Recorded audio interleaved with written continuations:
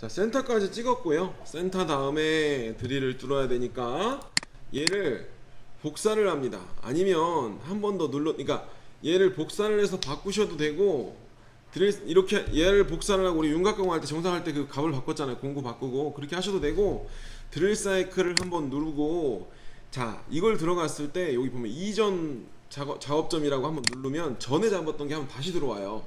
예? 그러면 그 상태에서 V 한번 들어가도 돼요. 이해하시겠죠? 복사를 해서 공구만 바꾸셔도 되고 깊이값만 바꾸고. 자, 공구에서 마우스 오른쪽 새 공구 생성,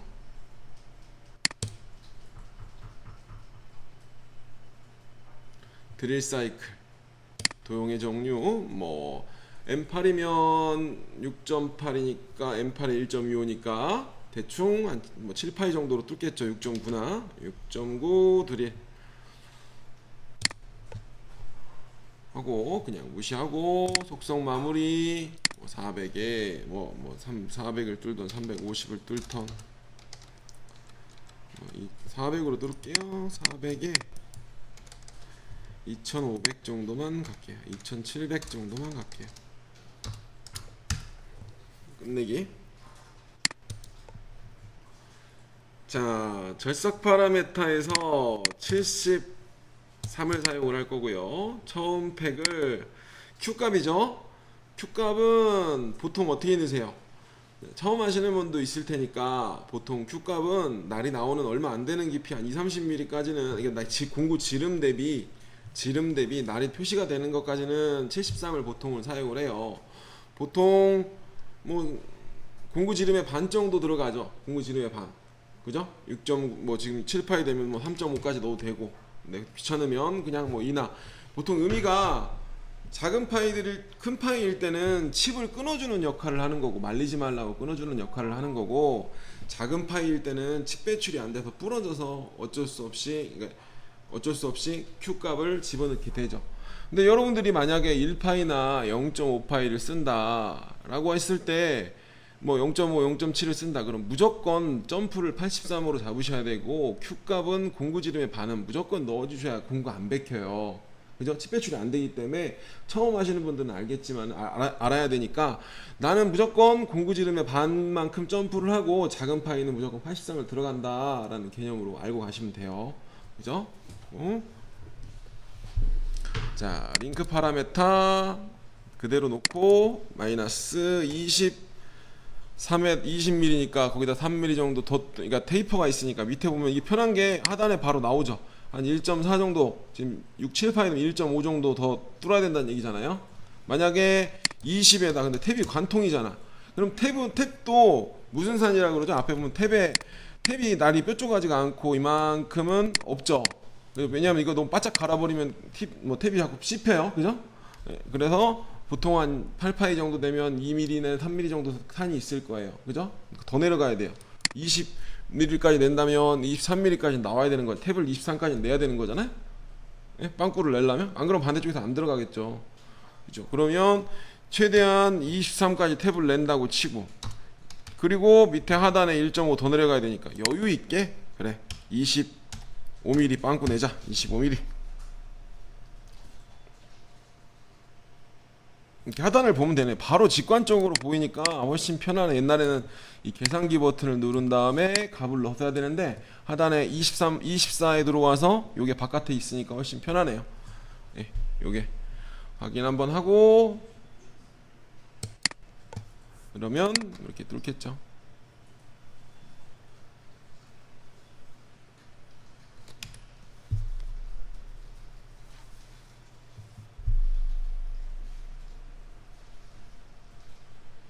그리고 탭을 낼게요. 탭까지 내고, 위에 이거 하나 빼먹었네. 요거 빼먹었는데 우선 탭을 내고 다시 할게요. 자, 탭을 낼게요. 탭을 낼 때는 컨트롤 C V 하나 이번엔 복사를 할게요. 컨트롤 C 컨트롤 V.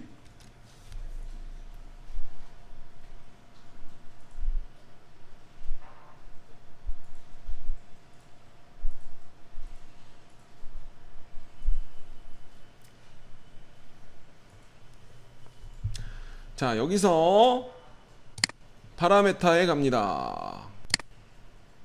공구에 가서 새 공구 생성을 하겠죠? 그죠?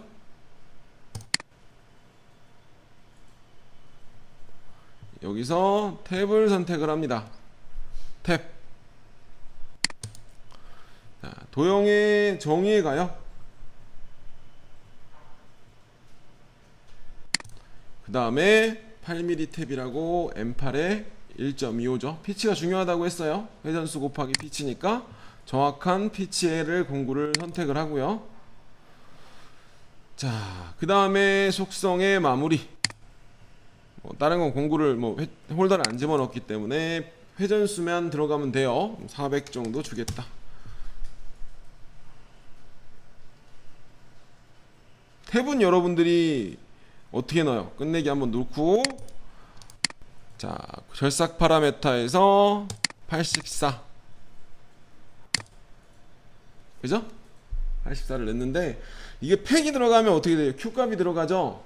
근데 저는 Q값을 안 써요. 웬만하면 부러지려면 부러지고 안 부러지려면 안 부러지기 때문에. 자, 이게 보통 Q값을 안 쓰는 대신에 공정을 아예 그러니까 보통 제 이론상으로는 그런데 이게 정답은 아니죠. 저는 Q를 쓰지 않습니다. 웬만하면 보통 이렇게 계산을 해요. 제가 어릴 때 배운 거기 때문에. 보통 지름의 3배까지는 안정적이에요. M3 탭이면 9mm, M2면 6mm. 예? 보통 이런 식으로. 그래서 3배까지는 그냥 아무 팩 없이 그냥 내려요. 그리고 4배까지는 나요. 4배까지는 문제는 없어요.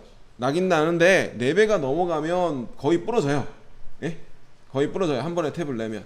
그럼 어떻게 하냐? 보통 안정적인 범위 한 3배 정도를 내서 복사를 해서, 왜냐면 Q값을 넣으면 돌았다가 뒤로 3mm 빠졌다가 내는 그 칩 브레이크 식으로 뒤로 빠졌다가 돌잖아요. 근데 걔가 왜 부러지냐면 칩이 껴서 보통 탭에 났던 그 칩이 밖으로 빠져나와야 되는데 완전히 못 빠져나오기 때문에 거기 다시 씹혀갖고 부러지는 거거든요. 거기 대부분. 그러면 그냥 어차피 요즘 기계들은 리지드 탭핑 되잖아요. M28 그 자리에 어차피 또 탭을 내도 똑같이 들어가요. 그죠?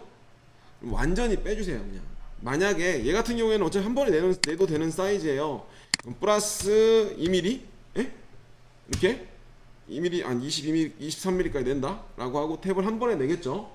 근데 만약에 너무 깊다, 얘가 50mm다 그러면 3피치 정도 끊어준 83, 24, 24mm 정도 해가지고 50mm다 그러면은 3배 정도 끊어 컨트롤 C V를 해서 깊이값만 계속 몇 번 바꿔주는 게 더 유리해요. 제 이론상으로는.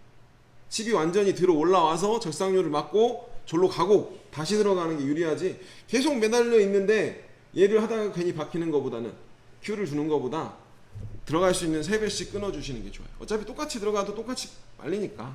그죠? 그것만 좀 기억해 주시면 좋을 것 같아요. 대신 사이클이 복사돼 가지고 여러 개가 생기겠죠? 근데 여러 개가 생기고 파라메타에서 그 값을 바꿔주셔도 돼요. Q값을 세게 주는 대신에 파라메타를 완전히 빠지는 형태로 바꾸셔도 돼요. 바꾸셔도 돼요. 자, 이렇게 해주시면 되고,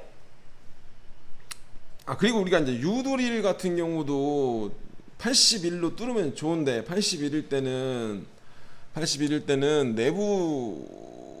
내부 쿨런트가 없으면 힘들어요. 칩이 못 빠져나가고 바닥에 들어갈 때 바다닥 떨을 거야, 깊어지면. 그럴 때도 81로 하는데 파라메타에서 점프량, Q값에 들어가는 파라메타를 0.1만 점프를 하게 바꿔놓으세요. 저희 기계들은 다 세팅이 0.1만 뜨게 돼 있어요. 제로로, 로보들 같은 경우에는 제로로 돼 있고, 보통 사이클이 국산 장비는 1mm나 0.5 이렇게 돼 있는 것 같은데 1mm 너무 많이 뜨면은 칩만 끊어주는, 그냥 섰다만 가는 역할로 0.1. 왜냐면 위에 들어갔다 칩이 막혀갖고 그냥 바로 그때 또 떨거든요. Q 들어가도. 그때도 파라메타에서 수정을 좀 해주셔야 돼. 0.1이나 제로로 그냥 73이 들어가도 그 파라메타를 건들면 73 점프하고 0.1만 떴다가 다시 내려가는 거죠. 그죠? 0.1만. 근데 제로로 놔도 상관없어. 칩만 끊어주는 역할. 칩이 끊어져서 올라가잖아. 그냥 뒤에서 계속 미니까. 83은 어차피 위까지 떠야 돼. 그렇죠? 그 값을 굳이 크게 가져가실 필요도 없어요. 자, 이렇게 해주시면 돼요.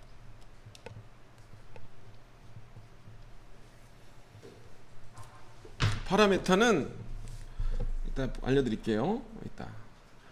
자, 이렇게 해서 탭 사이클. 근데 제가 말하는 게 맞다고는 정답은 아니에요. 저는 그렇게 쓰고 있다라는 거지. 자, 이렇게 제가 캠을 교육하는 것도 이게 답은 아니에요. 저는 이렇게 하는 방법이다라고 얘기를 하는 거고. 자, 이렇게 했고요. 이제 내가 아까 빼먹은 게 하나 있네요. 여기 윤곽을 하나 빼먹었어. 포켓만 들어가고 이제 이 윤곽을 까지를 않았어요. 그죠? 이 단을. 그래서 빼먹은 데다가 그냥 먼저 하나 툴패스 내고 위로 올릴게요. 가공 경로 윤곽 가공. 체인. 자, 오른쪽 위.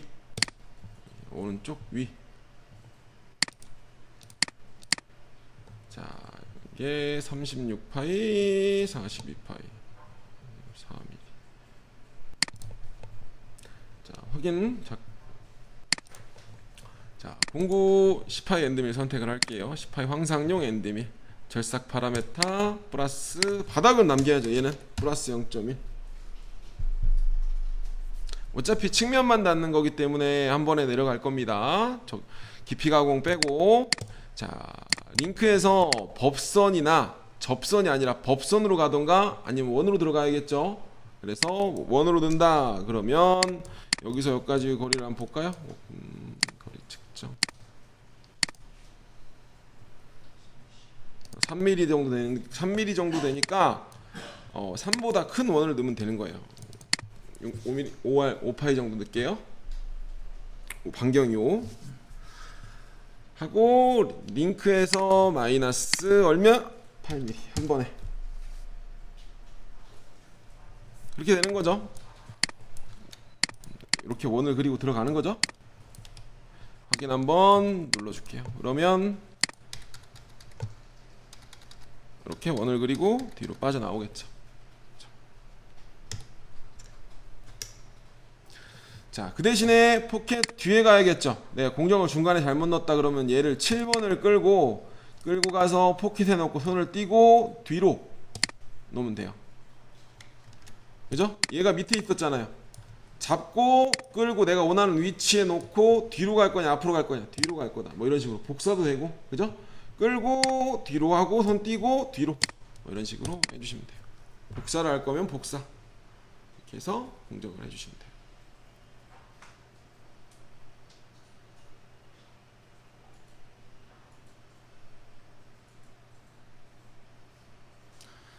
이렇게 했고 드릴 탭 내고. 자, 이게 이제 공차가 탭까지는 그래 0.12 뭐 탭은 상관이 없죠. 그죠? 근데 베어링 공차 이 상태에서 가공을 끝나게 되면 어떤 문제가 생겨요. 바이스를 황상할 때 좀 꽉 물었다가 정상할 때 한번 풀어주는 역할을 하자. 풀어주고 정상을 바이스 살짝 대고 정상을 한다든가 할 거란 말이에요. 그러면 여기다가 내가 필요한 문구를 집어넣는 게 지난주에도 한번 하긴 했죠. 제가 정도 레벨 변경을 한다든가 할 때 한번 사용을 한 게 있어요. 가공 경로창에 작은 화살표 내리면 수동 입력이라는 게 있다고 했어요. 수동 입력. 내가 필요한 문구를 넣겠다. 여기다가 수동 입력. 하면 제가 이미 한번 넣어놨어요. 제가 필요한 주로 쓰는 거기 때문에 G0, G91, G28, Z 올라가고 혹시 모르니까 Y도 내 쪽으로 오고 M00 쓰고 그죠? 이거를 텍스트라고 체크를 하면 가로가 쳐서 들어오고 텍스트를 R하고 체크가 안 돼 있으면 G코드로 출력이 나가면 이 상태로 G코드가 나오게 되는 겁니다. 이해하시겠죠?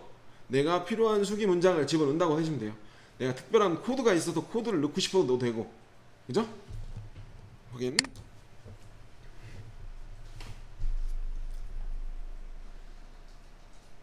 이게 수동 입력이 그런 것도 해죠. L2, Q2, P2 그러니까 인덱스 양산집 같은 경우에는 센터 중심으로 인덱스 2를 내는 게 아니라 지그를 기준으로 내요. 그럼 53, 55, 56을 근데 프로그램상에다 그걸 넣어놓는 거죠. L2, Q2, P1 좌표계를 여기다 이제 이거 넘어갔을 때 인덱스가 돌면서 좌표계를 몇 번을 다시 입력을 하고 그 좌표계를 쓰게끔 뭐 이런 식으로 할 때도 사용을 해요.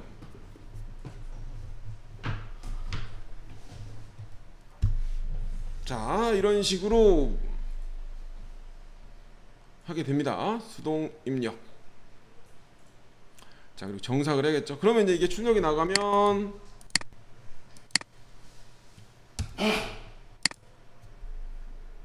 절삭류 1번 공구가 안 켜져 있대요. 뭔지는 모르지만 자, 커터가 절삭류가 안 켜져 있는데 자, 이렇게 나오면 이렇게 나오는 거죠. Y, Z0, Y0 하고 M00 그죠? 이제 여기는 원래 출력이 나가는 거고 이쪽 부위가 내가 넣었던 거죠. 그죠? 이렇게 나오게 되면 N빵빵 나왔을 때 클램프 다시 조이고 다시 다른 공정 스타트 누르면 이제 정상 공구 들어가겠죠? 정상을 스타트를 하게 됩니다. 자, 이렇게 정상을 스타트 할 때는 마찬가지로 우리가 필요한 것만, 얘는 커터는 필요 없고, 얘는 이거 절삭용 꺼져 있다니까 킬게요. 파라메타 왜 꺼져 있지? 1번 꺼져 있다니까 키도록 하겠습니다.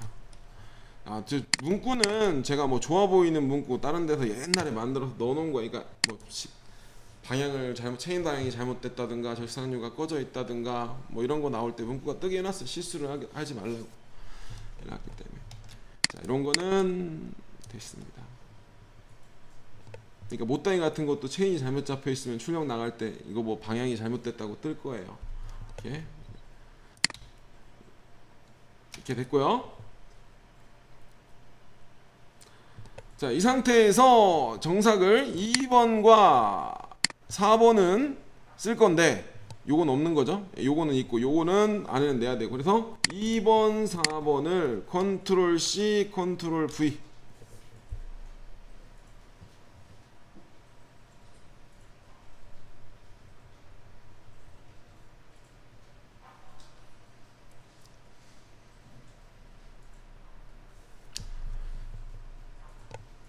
자, 여기에서 플러스 버튼 파라메타에서 공구를 하나 만들게요. 마우스 공구, 마우스 오른쪽 세공구 생성,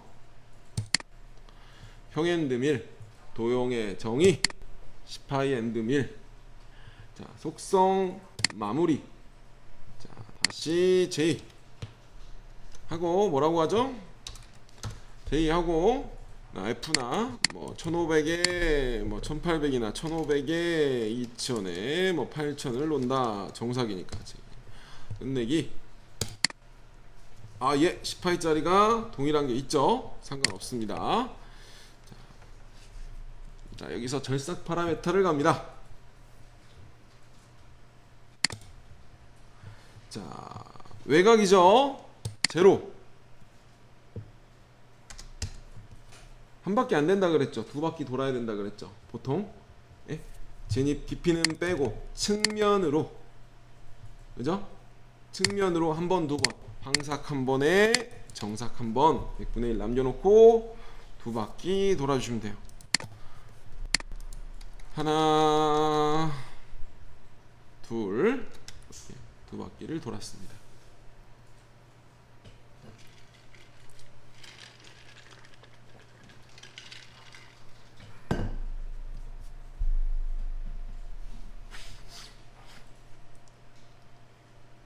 그 다음에 공차 없는 데가 먼저 가는 게 맞아요. 요거 말고 요게 지금 외곽, 이걸 보면은 외곽이잖아요. 외곽이니까 이 밑에를 가도록 하겠습니다. 밑에를 가공 경로 윤곽 가공. 왜냐면 윤곽 가공. 그래서 여기 기준으로 오른쪽, 여기 기준으로 위죠. 그래야 시계 방향으로 돌겠죠. 가운데 기준으로 위에 확인. 공구에서 정삭 공구 J. 자, 절삭 파라메타 창 들어가셔서 마이너스 0.0 얼마 가야 돼? 여기는 공차가 없죠. 그래도 큰 게 낫죠. 뭐가 들어가야 되니까. 제로 적용 안 눌러도 되고요. 자, 진입 뽑기에서 접하게 들어가는데 중복 보정을 쓸 것 같으면 원으로만 붙어도 되는데, 자, 살짝이라도 직선 구간이 있어야 된다 그랬어요. 그죠? 그러면 여기다가 조금이라도 넣어야 돼요. 0.5든 반경은 1이든. 그럼 합이 얼마예요? 1.5 떨어지는 거죠? 1.5mm 떨어지는 거. 두 개가 1의 원을 그리고 1의 0.5의 직선. 만약에 내가 여기서 정삭할 때 중복 보정을 쓰겠다라고 어디 갔냐? 중복 보정으로 걸었다 그러면 직선 구간이 조금 있어야 되니까. 하고 여기서죠. 중복 보정을 쓰겠다. 그러면 이렇게 넣으면 되고, 측면을 활성화, 황삭 한 번에 정삭 한 번을 하는데 굳이 뜰 필요가 없죠? 뜰 필요가 없죠. 한 번 하고 뜨고, 그럼 여기 돌아가는 구간에 들어갔다가 나왔다가 여기서 떠야 되는데 굳이 이 상태에서 북구 한 바퀴를 다시 도는 게 낫잖아요. 시간적으로 공구 유지. 그 대신 주의사항은 뭐라 그랬죠? 가는 구간에 간섭이 있으면 안 된다. 그죠? 확인. 그러면 보게 되면 한 번, 두 번. 그죠? 근데 Z값을 안 넣네? Z값을 안 넣었어요. 자, 얘를 파라메타에서 20.5mm라고 넣어줘. 자, 링크에서 Z-20.5 20.4mm만 들어갈게요. 하면 하나 둘 안 뜨고 내려가서 들어가서 한 바퀴 돌고 붙어서 두 바퀴 돌고 덤프. 여기를 이어준다 이거죠. 점프를 안 하고 마이너스 오른쪽 편지. 이렇게 해서 정삭을 했고, 얘가 11번이 공차 부위잖아요. 11번이 10번이 공차예요. 얘를 위보로 끌고 뒤 9번 밑으로 놓을게요. 그리고 11번을 손을 보도록 하겠습니다. 이게 공차. 요거요? 11번을 맨 밑으로 내렸어요. 아까. 자, 얘는 마찬가지로 공차가 마이너스 0.025가 나오죠. 100분의 25. 그러면 파라메타 공구 18 절삭 파라메타 측면 가공 마이너스 0.01. 자, 마이너스 0.015 정도 줘도 절대 2가 안 나올 거예요. 100분의 3이잖아요. 베어링이나 이런 거는 원위 가감속이 되기 때문에 절대 여기 는 거 안 하고 한 100분의 1 정도 넣기, 아니 100분의 내가 1에다 맞추겠다 그러면 거의 1호 정도 주면 1 가까이 나오거든요. 100분의 그러니까 한 이 정도 키워주는 역할을 하죠 보통. 자, 제로. 공차는 뭐죠? 그러니까 원래는 0.075 뭐 이렇게 들어가야죠. 075 해 들어가야 0. 예, 들어가겠죠? 뭐 하고 측면 황삭 한 번에 정삭 한 번. 공구 유지 동일하게. 이건 정삭 속도를 줄여도 되고요. 링크 그대로 놓으시면 돼요. 자, 여러분들이 저는 저희 회사는 그렇게 쓰는데 보통 임가공을 하는 부품집들은 그렇게 잘 안 써요. 왜냐면은 어떤 거냐면 우리가 보통 ER하고 SK를 쓰잖아요. ER은 뭐예요? ER 콜렛은 정밀도급이 있고 일반급이라고 따로 나눠져 있고 단위가 1mm씩이에요. 그죠? 작은 파이는 0.5씩이고 SK는 얼마예요? SK라고 하는 일본에서 만든 규격이죠. SK는 0.5mm 단위예요. 그죠? 그리고 보통 독일이나 유럽은 SK가 없어요. 예? 그죠? 왜냐면 독일에서 유럽 공구를 살려고 그러면 SK 척을 팔지 않아요. 일본 규격이기 때문에. 근데 저희는 ER하고 SK를 두 개를 써요. ER이 파지력이 ER이 훨씬 높아요. 공구가 기어 나오는 정도는. 근데 SK는 정밀도가 좀 더 높아요. 근데 결정적으로 그거보다도 ER 콜렛 관리가 안 되기 때문에 SK하고 ER을 쓰는 거예요. 왜냐면 드릴 탭도 ER에 물리시거든요. 엔드밀도 ER에 물리면 한번 드릴을 끝까지 안 넣고 짧게 물리고 쪼이면 ER이 어떻게 돼요? 끝에 씹혀요. 밸런스가 안 나와요. 그죠? 그래서 여러분들한테 내가 진짜 이게 신경을 안 드시라면 SK하고 ER하고 확실히 구분을 하셔서 정삭은 무조건 SK를 사용하시고 ER은 드릴하고 탭만 꽂으시고 정삭 거기 드릴 탭 꽂던 거에다가 엔드밀 거기다 물려치면 흔들려요. 100% 흔들려서 관리를 하시라고 콜렛을 따로 쓰시는 게 좋아요. 아예 홀더 자체를. 그래야 구분이 되지. 그죠? 그리고 SK를 쓰다가 황삭이 부러지면 콜렛을 파먹으면 바로 버려요. 저희는 콜렛. 누군가는 금형 같은 거를 깎는데 이게 씹혔는지 모르고 이게 10시간 뭐 이렇게 6시간 10시간 돌리는데 스타트를 했어. 그 제품이 나와 깎았는데 더 먹었어. 그럼 뭐 버릴 거야? 그건 아니잖아요. 콜렛을 버리는 게 낫죠. 그죠? 이게 베어링 공차만 딱딱 맞추는 게 아니기 때문에. 그래서 보통은 여러분도 관리를 따로 해주시는 게 더 좋겠다. 분리를 해줄 수 있으니까. 확실히. 이하리야 뭐 찝히든지 말든지 드릴탭도 물리고, 그죠? 간섭도 피하고 이렇게 하시면 되고, 이렇게 생각을 하신다. 이렇게.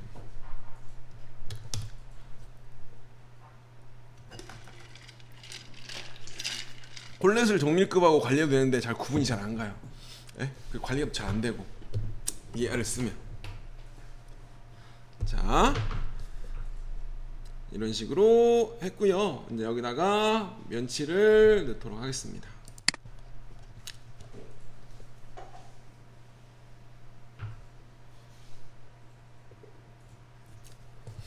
자, 윤곽 가공.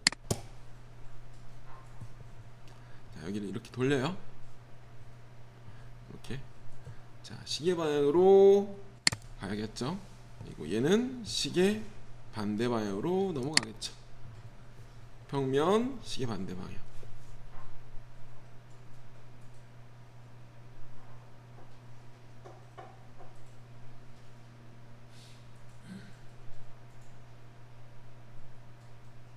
확인. 공구. 자, 여기서 마우스 오른쪽 세공구 생성. 얘기를 하다 보니까 공구 얘기가 나왔는데, 우리가 이제 보통은 열박음척도 많이들 보시잖아요. 열박음척은 이게 텐션이 없어요, 여러분들. 그러니까 우리가 얘기는 했지만 지난번에도 한번 얘기를 한 것 같기도 한데, 열박음척들은 보통 도피를 홀다가 다시 콜렛이 안 들어가기 때문에, 콜렛이 안 들어가기 얇죠. 근데 유럽 애들 거는 두꺼워요, 그죠? 근데 두껍다고 얘가 진동 흡수가 안 돼요.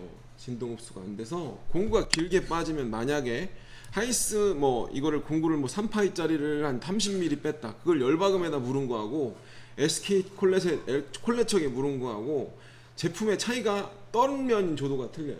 왜냐하면 길면 얘가 진동을 막고 다시 돌아오는 흡수를 위해서 해줘야 되는데, 열박음은 그냥 통짜잖아요. 예? 진동 흡수가 안 돼요. 그래서 특수한 경우가 못 들어가는 구간이 아니면 열박음을 안 쓰는 게 맞아요, 일반적으로. 안 그랬으면 일반 홀다들이 다, 저희 회사 같은 경우도 꽂아있는 기본 스탠다드들은 다 열박음을 넣지 않는 이유가 있으니까. 예? 진동 때문에 웬만하면 열박음보다도 ER이나 SK를 밀링 척까지를 사용을 하시는 게 좋아요. 자, 챔퍼. 그리고 알브레이트 척이라고 진동 흡수 잘 되는 척도 하나 있는데 겁나 비싸서 못 쓸 뿐이지. 예? 그러면은 망가지지가 않아요. 서스 컷 뭐 이런 거 있잖아요. 진동을 흡수하는 게, 우리가 서스를 BT40에서 치느냐 BT50에서 엔드밀을 치느냐에 따라서 확실히 능률이 4-5배가 아니라 얘가 수명이 오래가요, 그죠? 왜냐면 진동 흡수가 되니까, 머리가 크니까 진동이 제일 중요하긴 해요.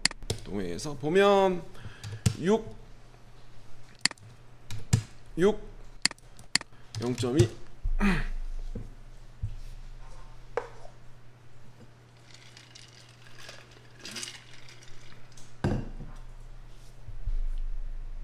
속성 마무리. 1500에 2000에 8000 정도만 줄게요.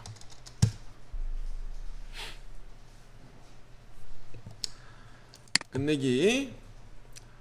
자, 절삭 파라메타. 챔퍼를 2D 못따기 1에 0.3씩 여긴 제로.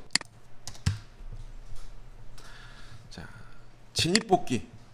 접선이 아니라 뭐 법선 접선이 있는데 그냥 원으로 얘는 먼치죠. 법선으로 붙는다고 편하게, 나중에도 편하게 원은 끄고 1mm 정도만 수직하게 오버랩 2mm가 있게. 어차피 뭐 챔퍼 공구가 많은 양을 먹이는 게 아니라 못따기 한 0.23 먹이는 거기 때문에, 그래야 나중에 축소할 때 좀 편하니까, 간섭을 체크를 하기가. 원을 들어가면 헷갈리니까요. 안 되니까 실수를 할까봐 그냥 법선으로 들어갑니다, 못따기는. 그리고 요거 빼주시고, 그리고 확인 누르고,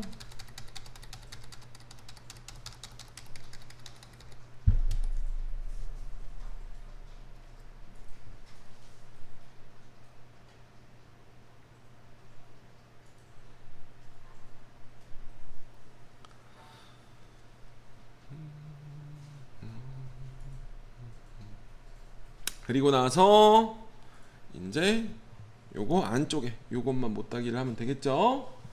자, 윤곽 가공 체인을 걸어보세요.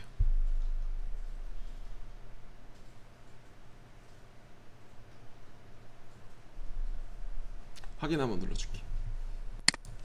자, 공구 똑같이 들어가고요. 절삭 파라미터 똑같이 들어가고 못따기 1에 0.3 링크에서 얼마 들어가죠? 제로 상단을 넣으면 진입 높이가 좀 더 빨리 내려가긴 하죠. 근데 가공 깊이는 마이너스 얼마요? 8mm 이렇게 넣어주시면 돼요. 어차피 우리 한 2000 정도로밖에 안 내려가니까 충분히 이렇게 내려갑니다. 자, 여기까지 시뮬레이터를 한번 보겠습니다. 저장을 한번 눌러주시고요. 자, 여기서 공작물 설정이라는 창을 한번 가보도록 할게요.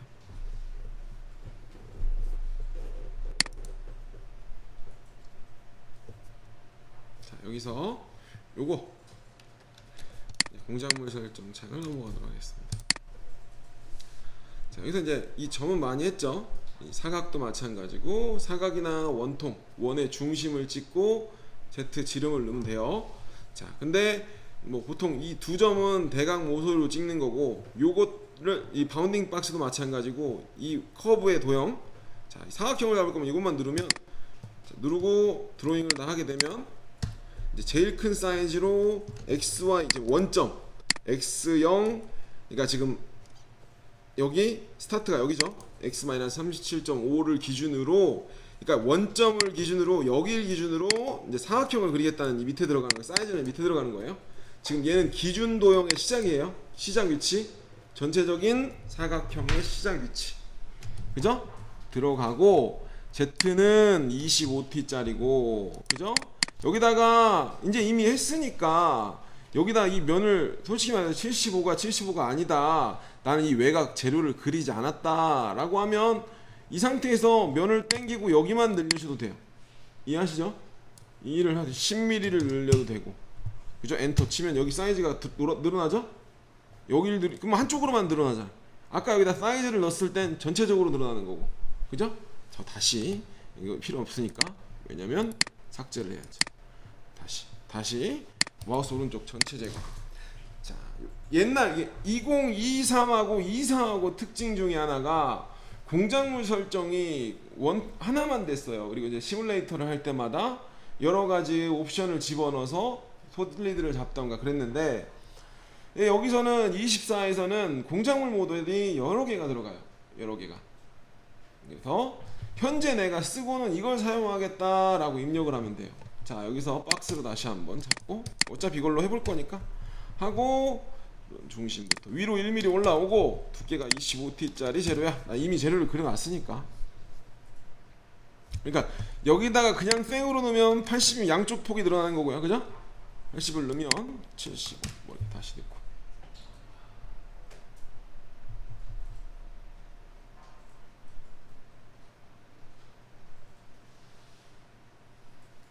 자, V 한번 눌러볼게요. 자, 이 상태에서 시뮬레이션을 한번 볼게요. 여기서 모의 가공 선택된 작업, 모의 가공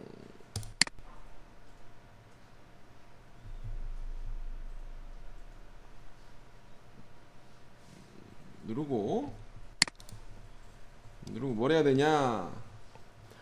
자, 이것도 세팅을 안 해놔서 뷰에 됐고요. 공구를 기준으로 중돌은 됐고요. 정지 조건은 공구를 교환할 때마다 다 돼있네요. 하고 플레이를 가도록 하겠습니다. 여기서 플레이를 누르면 면치고, 정지 조건이 안 켜져 있어. 자, 펜타 찍고 다시 바꿔 한번 하고 천천히 할게요. 자, 면치고 드릴 뚫고 윤곽 포켓 반 짰죠?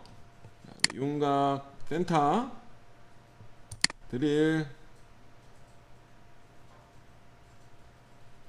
그쵸? 다가 탭, 그다음에 다음에 못따기, 윤곽 정삭이죠. 정삭. 그 다음에 못따기, 이렇게 되는 거죠. 그죠? 그래서 뷰에서 모의가운 뷰에서 자 X축 기준으로 잘라볼래, 상단 여기 Z축 기준으로 잘라볼래, 하단을 남겨볼래, 오프.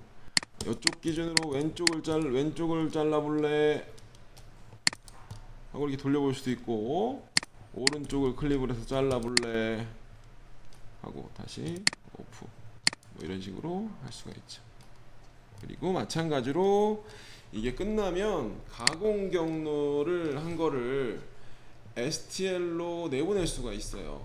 시뮬레이터를 내가 지금 돌린 애를 메시 파일이잖아요. 이거를 STL로 내보내면 우리가 3D 프린터 할 때 STL을 나간다, 이런 식으로 모델링 파일은 아니고 STL 파일로 저장을 하거나 다시 불러올 수가 있어요. 저장을 하면 마찬가지로 바탕화면에 넣게 되면 STL 들어가게 되고, 옵션 저장을 누르면 STL 저장이 돼요. 그리고 한번 볼게요. 저장을 누르면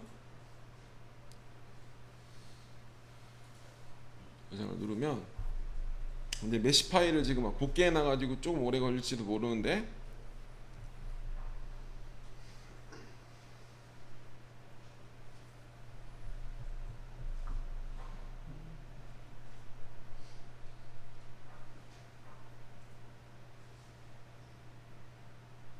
좀 오래 걸리네. 메시 정밀도를 좀 높여놔서 내보내는데 하고 있고요. 공차가 0.025로 돼 있어서 그러는 것 같아요. 내보내서 가고 있고요. 자, 다른 거 한번 해볼까요? 이 상태에서 이거는 좀 저장하게 놔두고 옆에 창을 잠깐 갔다 올게요. 어차피 시간이 5분 남았으니까 2차를 나가기도 그렇고. 자, 우리가 공작물 모델이라는 거를 할 거예요. 공작물을 처음에 잡았으면 공작물 표시를 누르면 바운딩 박스가 이렇게 표시가 되죠. 여기에 보면 가공 요롱창에 이게 소재 세팅해 놓은 거잖아. 소재 셋업을 해 놓은 상태가 돼요. 자, 이 상태에서 우리가 매번 시뮬레이터를 할 때는 처음부터 끝까지 공정을 보잖아요. 그런데 우리가 3D 공정을 하는데 시뮬레이터를 보려고 앞공정을 쳐다보고 기다리진 않잖아요. 그죠? 공정이 오래 걸리는 애들을. 그럼 내가 여기서부터 여기까지를 공작물 모델을 뺄게요. 제가 예를 들어 정삭 공정만 뺀다고 치면 여기서부터 여기까지만 공작물 모델을 하나 만들어 보도록 할게요. 저장됐나? 저장됐죠? 저장됐고, 이거는 옆에 창 가고 꺼볼게요. 끄고. 공작물 모델이라는 걸 만들어야 되는데, 이게 이제 3D 할 때는 정말 필요한 기능이에요. 장준삭, 정삭도 요걸 기준으로 나올 수가 있고 있고. 요즘 유행하는 이 스타일이죠. 요즘 유행하는 하이퍼밀도 옛날부터 그랬고, 뭐 사이파워밀도 그렇고. 자, 공작물 모델 창에서 공작물 모델을 한번 눌러보세요. 그럼 공작물 모델.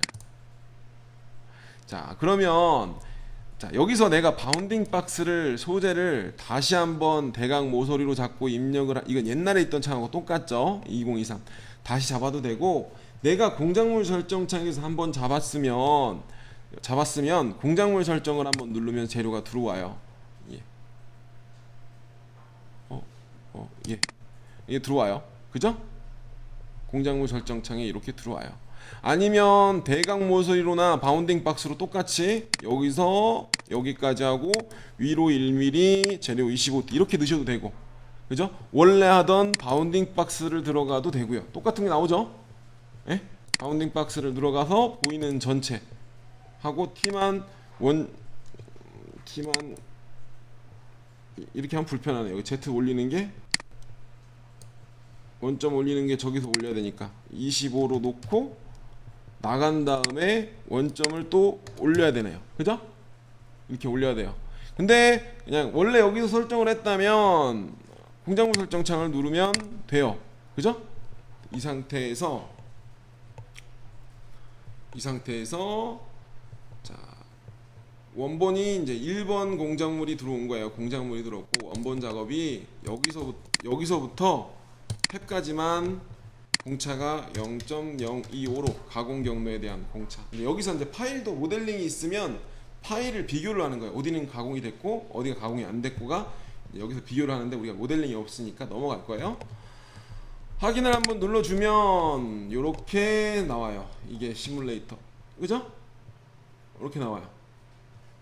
그리고 다른 걸 찍으면 사라지죠. 이게 만약에 계속 나와 있는 상태면 요거 Alt T 요거를 누르면 사라졌다 들어왔다 할 거예요. 그죠?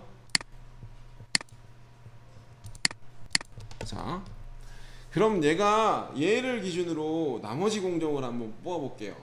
자, 여기서 시뮬레이터를 한번 여기서부터 여기까지, 얘가 지금 위에 가야죠. 원래는 여긴가? 여기 수동입력까지였죠? 여기로 갔죠? 그러면은 내가 만약에 모의 가공을 하더라도, 아니면 뭐 공작물 모델을 앞에 공정에서 또 끌어온다든가 또 여기서 한 번 더 뺀다든가 뭐 이런 게 있어요. 여기서부터 여기까지를 모의 가공을 한번 해보겠다. 그러면 재료를 한번 넣어볼게요. 공작물 설정창에 요거 넣기고 요걸 킨 상태로 들어가야 돼요. 공작물 설정창에 자, 여기서 이 파일이라고 있어요. 선택. 자, 얘는 솔리드나 메쉬 파일을 선택을 할 수가 있어요. 그러니까 이런 경우죠. 우리가 단조나 다이캐스팅이나 가공이 이미 어느 정도 형상을 갖추고 있는 재료를 넣을 수도 있잖아요. 그죠?